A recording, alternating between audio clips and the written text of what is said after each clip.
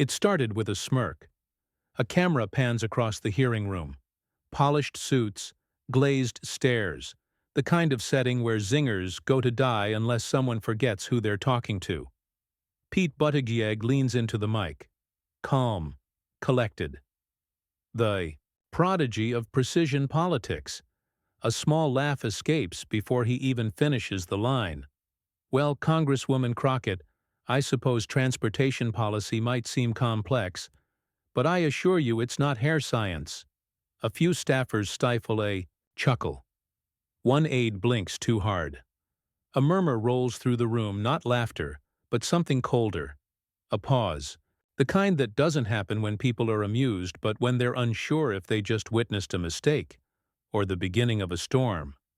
Crockett doesn't flinch, doesn't blink, just tilts her head slightly, the kind of tilt that says, "You really just did that." On Twitter, someone's already clipped it. Did he just insult her hair? The tweet hits 12,000 retweets in 10 minutes. Pete straightens his tie. His smile twitches. He thinks he's landed a clever jab, the kind of Washington insider line that makes for late-night monologue bait. But he missed the room. And worse, he missed her. Jasmine Crockett adjusts her microphone. Slow. Intentional. No rush. Because when you've been underestimated your entire career, you learn to let people talk. You let them build the platform. Then you burn it. No reply. Not yet. Just silence. Even the cameras lean in. One senator coughs awkwardly. A journalist tweets, "The vibe just shifted," and across the country, screens flicker dorm rooms, barber shops, subway phones held up in silence, all watching the same freeze frame. Crockett's eyes locked forward, unblinking. Calm, but coiled. What Pete thought was a punchline was actually a trigger. Because what he didn't know, standing in that marble box of polished confidence, was that Jasmine Crockett had been sharpening her voice on insults like that for decades. And this wasn't a debate anymore. It was personal.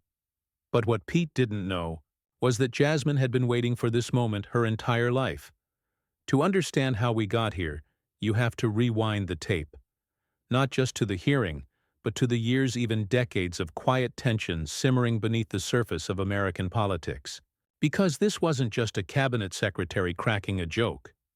This was an ideological fault line finally giving way. Pete Buttigieg didn't rise by accident. Son of a scholar. Rhodes Scholar himself. Mayor at 29. Presidential candidate at 37. Fluent in 7 languages, and yet somehow still speaks like he's quoting from a user manual. To the establishment, he's the future, polished, pragmatic, perfectly measured. To many voters, he's a walking TED Talk with a security clearance. And then there's Jasmine Crockett, a civil rights attorney from Texas who built her career defending the forgotten. A freshman congresswoman who entered Washington like she was breaking into a bank, unapologetic, loud when necessary, and allergic to condescension. She didn't come to play nice. She came to say what others were afraid to say out loud. Their paths weren't supposed to cross like this, but the country's fractures have made unlikely stages for unlikely showdowns. Pete was summoned to testify. Transportation bottlenecks, infrastructure funds, accountability. The usual. But the usual no longer exists, not when the country's youth, its working class, its black and brown voters are demanding something deeper than metrics and mid-sentence. Smirks. That day, Jasmine wasn't just representing a district. She was representing a movement, one that's tired of being told to be patient, be polite, or wait your turn. And Pete? He was the face of that very turn-taking machine. In the weeks leading up, the mood had already shifted. Progressives were restless. Climate activists had staged sit-ins. Racial justice groups questioned the pace of transit equity. Buttigieg had drawn fire for his calm detachment during crises in East Palestine and airline meltdown chaos. Into that powder keg walked a congresswoman who didn't care how many languages you spoke. She wanted to know if you heard her people, so when he made that joke when he used her name, her image, her cultural symbolism as the setup for a punchline, it wasn't just a gaffe. It was the system laughing at its own margins. It was every backhanded compliment, every "you're articulate for someone like you," every smirk disguised as policy. The hearing room was just a stage, but what played out in those few seconds echoed far beyond it, in the voices of barbers who've seen it all, in the tweets of teenagers raised on protest chants, in the silence of mothers who raised their daughters to be steel wrapped in velvet. This wasn't a misunderstanding. It was a mirror, and what it reflected wasn't flattering, not to those who had built their careers on smooth talk and smooth sailing. Because Jasmine Crockett didn't rise from privilege. She rose from pressure. And when pressure meets a fragile ego, something has to crack. This wasn't just a clash of egos. It was a collision of two Americas. Pete Buttigieg was never the villain in the traditional sense. He didn't shout. He didn't insult. He didn't throw tantrums on camera. No, Pete was something more dangerous, disarming. From the start, he was the prodigy, the son of intellectuals, raised on literature and theory. Harvard undergrad, Rhodes Scholar, Naval Intelligence Officer, fluent in Norwegian, Dari, Arabic. A resume that read like a boarding pass to the Oval Office. And for a while, it worked. When Pete burst onto the national scene during the 2020 Democratic primaries, it felt like a new blueprint was being drafted in real time. The calm technocrat, the unshakable Midwestern moderate, the gay millennial mayor who spoke in paragraphs and pivoted like a chess master. Cable news hosts called him refreshing. Editorials declared him Obama 2.0. And donors? They saw a safe bet. He could explain policy like a podcast, dodge questions like a lawyer, and deliver zingers with the precision of a Netflix special. But behind the glassy eloquence, something felt synthetic. Voters in South Bend, where he served as mayor, were already sounding alarms. Black residents recalled a mayor more interested in development than displacement, who struggled to connect with communities not swayed by spreadsheets. His handling of a police shooting in 2019, when a black man was killed by a white officer, drew widespread criticism. Pete held a town hall but couldn't hold the crowd. People didn't want polish. They wanted presence. And then there were the moments on the campaign trail. In Iowa, he joked about how nobody should have to learn Norwegian to read a book. It landed well in a room full of college grads, but not online, where the joke echoed as a flex, not a bridge. In South Carolina, he posed with black barbershop owners, and then his campaign released a stock photo of a Kenyan woman to promote his Douglas plan for Black America. When called out, the team apologized. Pete stayed silent. It became a pattern, not of cruelty but of clinical detachment. A man trained to argue, not to connect. His supporters admired his composure, but others wondered, did he ever feel the room? By the time he was appointed Secretary of Transportation, Buttigieg had become the establishment's favorite fixer. When roads collapsed, he had a graph. When airlines melted down, he had a quote. When East Palestine's rail disaster drew national horror, it took him 20 days to visit. His explanation? He wanted to avoid burdening the response. The problems was never that Pete Buttigieg didn't care. The problem was that he cared like a surgeon, precise, cold, at a distance. He believed policy was proof of empathy, that if you could legislate a solution, you didn't need to emote one. But the new wave of politicians, the Jasmines, the Maxwells, the AOCs, they weren't just talking policy. They were talking pain. And Pete couldn't keep up with pain. He tried. He tweeted with emojis. He went on late-night shows. He gave clever interviews with phrases like, infrastructure is sexy. But it was always Pete the brand, not Pete the person. So when he sat across from Jasmine Crockett, leaned into the mic and delivered his clever jab about hair and complexity. He thought he was being witty. He thought he was owning the room. What he didn't see was that the room had already left him. That joke wasn't just poorly timed. It was a culmination, 1,000 little moments of distance finally reaching their breaking point. Because for all his intelligence, Buttigieg never quite grasped one truth. There's a difference between being articulate and being heard. He was the golden child of technocratic liberalism, a man who had mastered the language of credentials, citations, and calm. But politics, real politics, the kind born in barbershops, churches, buses, protests, doesn't always speak in footnotes. Sometimes it speaks in side eyes and silence. Sometimes it shows up wearing braids and steel in its voice. And sometimes it listens just long enough to strike. Pete thought he'd landed a punchline. He didn't realize he'd lit a match. He had mastered the art of the polished punchline, but he never saw Jasmine coming.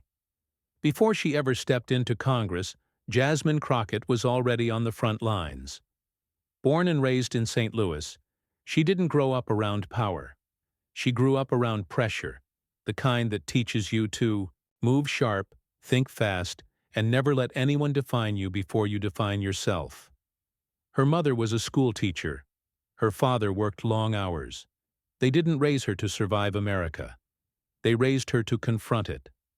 By the time she was 10, Jasmine had learned that being right wasn't always enough, not if you didn't say it loud enough, sharp enough, or with your whole chest. She went to law school, not to chase prestige, but to fight. In Dallas, she opened her own law firm and started defending clients. The system forgot young black men railroaded through plea deals, protesters arrested for daring to chant in the streets, single mothers trying to keep custody in a courtroom that saw them as statistics. She didn't do it for headlines. She did it because every time someone said, "You can't win this," something inside her said, "Watch me." That fire caught notice. Soon she wasn't just making waves in courtrooms.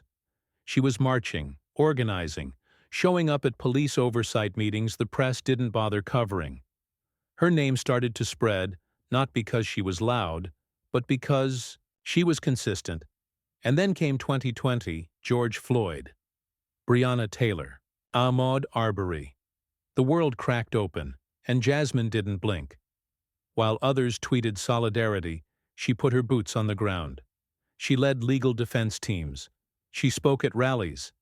She reminded people that justice didn't come in slogans. It came in strategy, sweat, and lawsuits. She was angry, but focused.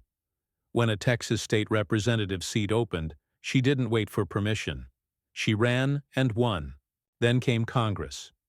Washington didn't know what to do with her. In a city of careful wording and long-winded disclaimers, Jasmine Crockett was a rupture. She didn't filter her passion through a speechwriter. She didn't ask how things were, typically done. She wore her locks, her lipstick, and her unapologetic blackness like armor. And it made people nervous. She clashed with Republicans on committee hearings, refusing to let her voice be steamrolled by men who'd never seen someone like her stand unbothered under their sneers. She called out racist dog whistles in real time. She challenged fellow Democrats when they got too cozy with corporate donors.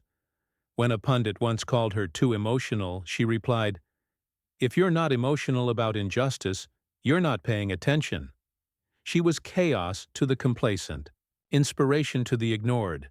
But it wasn't easy. She got hate mail. She got warnings. Tone it down. Play the game. Pick your battles. She didn't. She kept receipts. When the media tried to bait her with misleading headlines, she clapped back with facts, receipts in one hand, the Constitution in the other. She didn't back down when cameras were on, and she didn't cool off when they were off. She didn't want to be a voice for the voiceless. She wanted to remind them they already had one, and it was powerful. In committee rooms, she didn't just speak. She dissected. Her legal mind worked like a scalpel, and when she cut into hypocrisy, She didn't leave a scratch, she left a scar. So when she walked into that hearing room with Pete Buttigieg, she wasn't intimidated. She was amused. She'd heard his kind. Before. She'd been talked down to by professors who didn't expect her to ace the exam. She'd been underestimated by judges who assumed she was a paralegal. She'd been dismissed in strategy meetings until her plan worked, and everyone suddenly remembered her name. What Pete saw as a harmless quip, she recognized as the oldest trick in the book: make her the joke before she becomes the threat. But Jasmine Crockett didn't flinch, because for her, this wasn't unfamiliar terrain. It was familiar fire. She didn't need to raise her voice to own the moment. She didn't need to trade barbs to dismantle ego. She just needed to wait. Let the silence hum.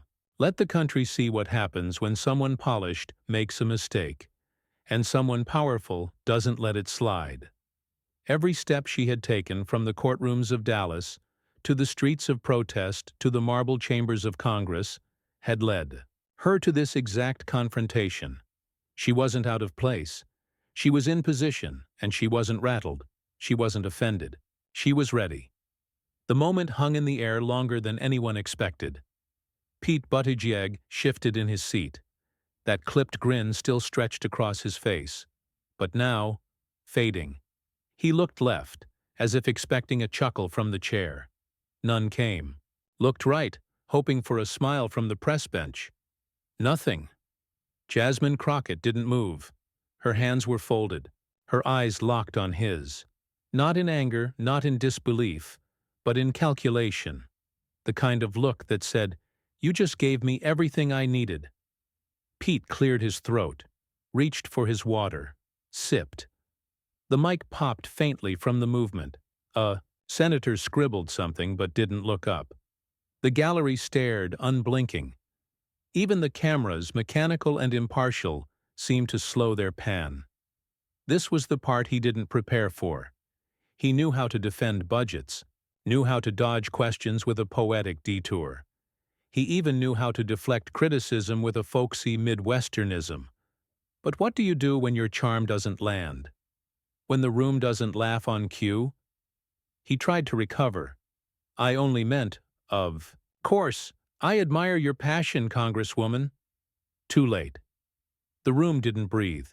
Jasmine still hadn't moved, still hadn't spoken. But her silence now had gravity. It pulled everything toward it. Attention, tension, truth. Pete looked to the chair, hoping the hearing would continue, but even protocol knew something had changed. Crockett leaned forward, just slightly, not enough to speak, just enough to remind him that she was still there, watching, listening, choosing. And the worst part? She didn't look angry. She looked amused, because Jasmine Crockett wasn't the type to snap.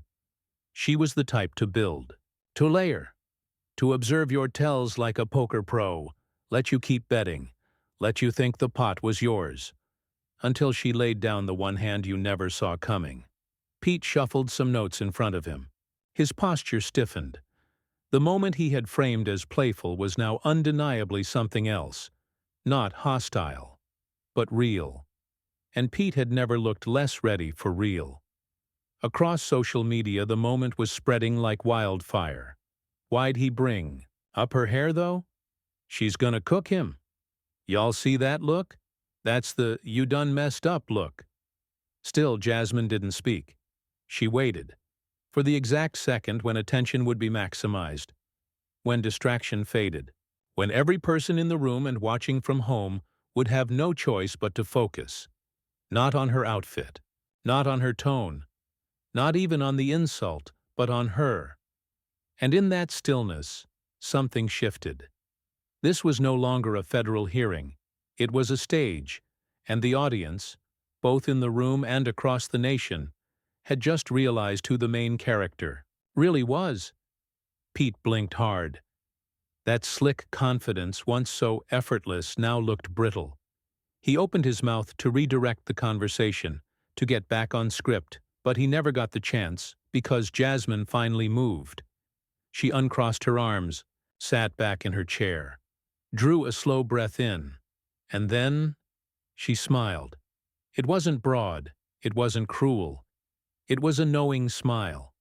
The kind you give to someone who just stepped into the arena thinking they were the gladiator, only to realize too late they were the entertainment. When she finally spoke, it wasn't just a response, it was a reckoning. Jasmine Crockett leaned into the mic, slow and steady, like a conductor lifting her baton. The room hushed before a single word escaped her mouth. "Mr. Secretary," she began, her voice calm, deliberate, like the opening argument in a trial she knew she'd already won. "I'm not going to waste time unpacking whatever attempt at wit that was. But since we're making things simple today, let's do that." Pete shifted. His smile was gone. What replaced it was the look of a man calculating escape routes that didn't exist. Jasmine continued. "You see, you came in here today with your facts and figures and talking points, and that's fine. That's your job. But you also came in here with assumptions. You assumed that your pedigree meant something to me, that your Polish would pacify me, that a little jab about my hair disguised as humor would make me smaller." She paused. It didn't. The gallery behind her stirred. A murmur of approval rippled through the rows. Phones lifted. Recording. Posting. Jasmine's eyes didn't leave Pete. "I spent a decade in courtrooms defending people who didn't have pedigrees, who didn't have microphones or national platforms, people whose lives were shaped by the policies you now oversee. You talk about transportation equity, but I live the reality. My constituents wait for buses that don't come, walk miles in heat waves because city planning forgot they existed, and risk their jobs every time a train breaks down." She flipped through a binder, held up a printed chart. "This, right here, is the map of South Dallas bus routes cut since 2017. Guess who lives there, Mr. Secretary? Not commuters with cars, not your donors. My people." Pete tried to speak. "Congresswoman, She held up a hand. "Not rudely, not dramatically, just firmly. I let you finish. Do me the same courtesy." He nodded once, tight-lipped. Jasmine lowered the page and leaned back in. "You joke about complexity, but what's really complex is surviving a system built without you in mind. What's complex is navigating racism in transit contracts. What's complex is asking black women to smile while you dismiss them." Another pause. A beat. "And let's be clear, this isn't about your joke. It's about the mindset that makes it. You think it was ever okay." Pete's hands were clasped now. No notes, no smiles, just silence. Jasmine pressed on. "I'm not here to make you comfortable. I'm here to make you accountable." Across social media, the sound bites began flooding in. "She ate." This the response every black woman has rehearsed in her head. New ringtone. "I'm not here to make you comfortable." Jasmine gestured to her colleagues. "Some of us in this room don't get the benefit of the doubt. We don't get to stumble through our learning curves while the country claps politely. We're expected to be perfect, eloquent, polite, and unbothered. Even when we're being undermined." She turned back to Pete. "You came in here today thinking you were the adult in the room. But adults don't belittle. Adults don't punch down. And adults certainly don't mock women who've had to fight for every inch of space they occupy." Her voice sharpened. Not louder, just heavier. "And in case it wasn't clear, Mr. Secretary, I've earned my space." A low rumble of applause swelled and quickly hushed itself. The chair tapped the gavel lightly, but even that couldn't cut the tension or the momentum. Pete's face had settled into a neutral mask, but the tension in his shoulders betrayed him. He wasn't fighting her anymore. He was bracing. Jasmine took one last breath. "Now, you can go back to your press briefings and your photo ops. And maybe next time, you'll think twice before trying to score points at the expense of someone you think doesn't belong." She smiled, not a grin, not a gloat. Just a closed-mouth, knowing smile that said, "We're not the same. Silence. Then, cameras clicked, pens scratched. History. Captured in real time. Pete adjusted his tie, then cleared his throat to speak, but no one was listening anymore. The room wasn't his. It never had been. Jasmine's mic was still hot. One more word? A closing note? People were waiting for her to pivot out. Instead, she leaned back in and delivered it, without warning. Oh, and for the record, my hair's never been the problem. But maybe your perception has. The room erupted. Aides' mouths dropped. Journalists scrambled. Phones buzzed in unison as hashtags lit up. Crockett claps. Back. Secretary. Silence. Hair politics. Even commentators normally critical of Democrats paused to give credit. Because this wasn't theater. It was testimony, and Jasmine. Crockett didn't just win a moment.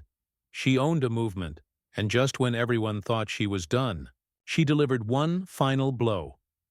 It didn't take hours. It didn't even take minutes. Within 37 seconds of Jasmine Crockett's final line, the internet detonated.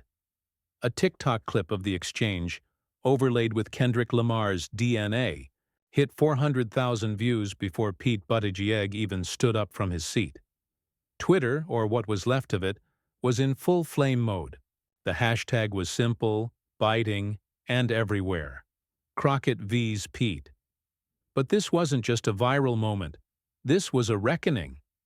The kind of cultural event that turns into digital wildfire, not because it's funny, but because it's truthful. People weren't just laughing. They were liberated. A video editor in Atlanta remixed Jasmine's mic drop with slow-motion replays, captions like, "Read him to dust," and 808s booming in the background. It racked up 1 million views in 2 hours. A Zoomer on TikTok stitched Crockett's speech with clips of past Buttigieg moments, his East Palestine delay, his robotic CNN interviews, even his infamous dance break from the 2020 trail, and simply captioned it, "The era of safe is over." Joy Reid opened her segment with a smirk. Tonight on The Readout, we're talking about something rare in Washington. Authenticity. And Congresswoman Jasmine Crockett just gave us a masterclass. Hassan Piker went live with a blunt verdict. She dismantled him without raising her voice. That's power. That's what leadership looks like when it comes from struggle, not spreadsheets. Even Elon Musk, yes, that Elon, chimed in. "Not a great look for Pete," he posted. "Tech bros take note. Underestimating smart black women, odd guaranteed L." And then came the memes. Pete's frozen expression was photoshopped onto tea mugs, on Game of Thrones thrones, on Titanic lifeboats with captions like, "Even Amtrak couldn't save him." But beyond the trending barbs, there was something deeper brewing. Progressive groups posted clips of Jasmine with messages like, "This is who we've been waiting for." Young black girls posted selfies in front of mirrors, tagging her and writing, "They hear us now." A viral thread detailed her legal work in Texas long before Congress, prompting new followers to flood her socials with, "Why haven't we heard more about her?" She didn't just drag Pete, she elevated herself. And that's what stunned the establishment most. This wasn't just a takedown, it was a transfer of energy. Pete had come in representing control, pedigree, caution. Jasmine left representing heat, clarity, momentum. Even Democratic moderates began to backpedal. One strategist anonymously admitted to Politico, "Look, Pete's great on paper, but this exposed something. We've been investing in Polish when maybe we should have been investing in presence." Cable news tried to spin it both ways. Some anchors praised the healthy debate, others questioned the tone and decorum. But the truth was clear. Jasmine Crockett didn't just walk away with the moment, she walked away with the narrative. Her fundraising page quietly broke records that night. Celebrities like Quinta Brunson, Kerry Washington, and Ava DuVernay reposted the clip. AOC tweeted just 3 words. "That's our girl." And Pete? He went dark. No tweets, no press hits.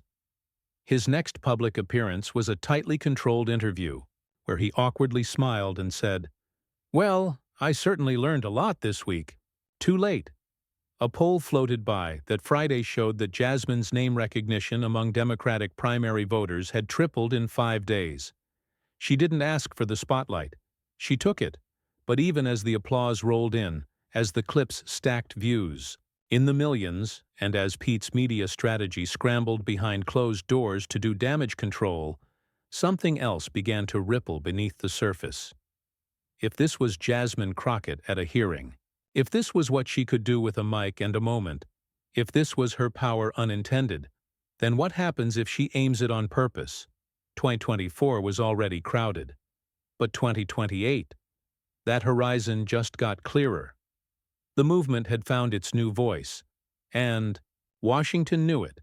But behind the applause, a bigger question loomed. What does this mean for 2028? This was never just about a joke.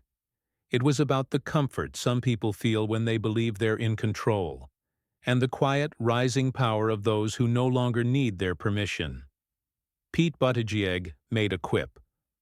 But what unraveled in that moment wasn't just his composure.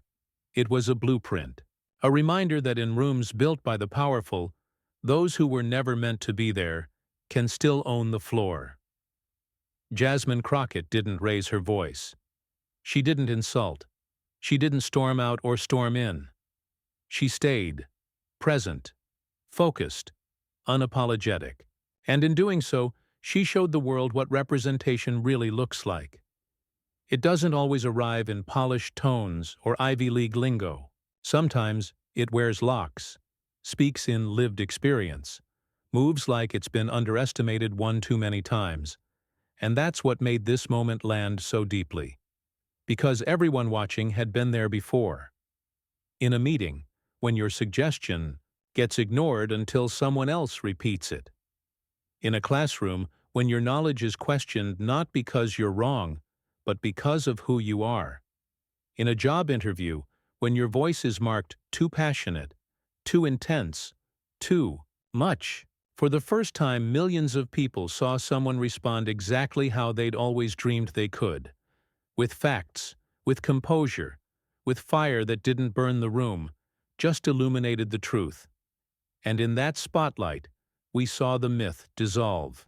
The myth that power has to sound a certain way, that dignity requires silence, that fighting back is a weakness.